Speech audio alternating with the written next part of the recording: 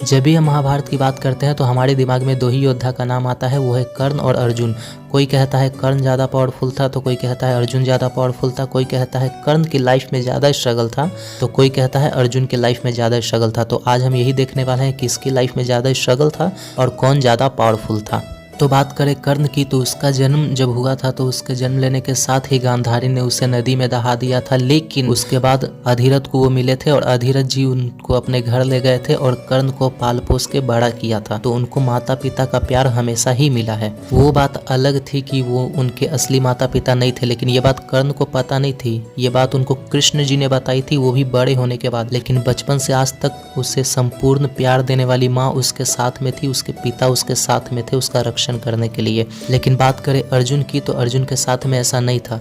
अर्जुन का जन्म जंगल में हुआ था और जब उसे पता चला कि एक राजवंशी है तभी उसके पिता की मृत्यु हो गई, यानी पांडु की मौत हो गई थी। उसके बाद उसे पता चला था कि किसी राज परिवार का हिस्सा है, नहीं तो उसका जन्म ही जंगल में हुआ था। और जब वो महल गया तो भी उसके भाई दुर्योधन शकुनी मामा के द्वारा उसके साथ दुष्व्यवहार किया गया, उसे बात बात पे ताने मारे गए, उसे तकलीफ दिया गया बचपन में ही। तो अब तुम बताओ कि किसका बचपन ज्यादा दुखदायी था। फिर कर्ण को हमेशा ही उसे सूत पुत्र कह के बदनाम किया गया, ये बात मैं जानता हूँ और इस बात से मैं बिल्कुल डिसएग्री नहीं करता। उसके साथ जो हुआ वो गलत हुआ, लेकिन अर्जुन को ऊपर भी बहुत से लांछन लगे, जैसे कि एकलव्य का अंगूठा उसकी वजह से कटा, क्योंकि सच ऐसा नहीं है। क्योंकि हम भी जानते हैं कि एकलव्य जो था वो जरासंध के सर सेनापति का बेटा था और द्रोणाचार्य को लगता था कि अब बड़ा होकर जरासंध की सेना में मिलकर हस्तिनापुर के लिए खतरा बनेगा, इसलिए उसका अंगूठा मांग लिया था। और यहाँ मैं द्रोणाचार्य को पूरा ही गलत कहूंगा, क्योंकि किसी के बचपन में ही सजा दे देना ये सोच के कि वो बड़ा होकर हमारे लिए खतरा बनेगा, ये गलत है और द्रोणाचार्य ने यही गलती की थी। लेकिन उसकी बदनामी का कलंक अर्जुन के सिर पे लगा था और यहाँ पे कर्ण को ज्यादा स्ट्रगल झेलना पड़ा अजातशत्रु पुत्र के नाम से। ये तो स्ट्रगल की बात हो गई, लेकिन अब बात करते हैं मित्रता के ऊपर।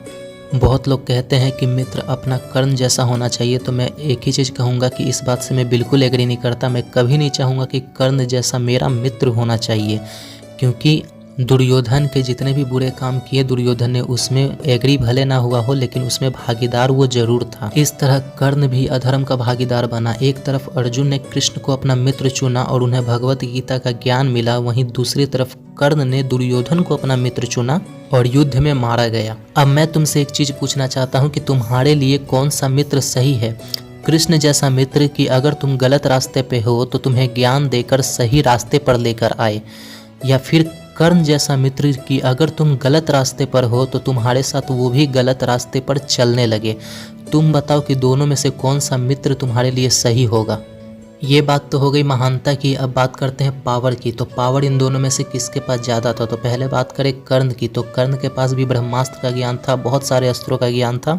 उसके पास विजय धनुष था जो स्वयं परशुराम जी ने उन्हें दिया था और ये आशीर्वाद दिया था कि जब तक विजय धनुष उनके हाथ में है कोई भी उनको पराजित नहीं कर सकता है।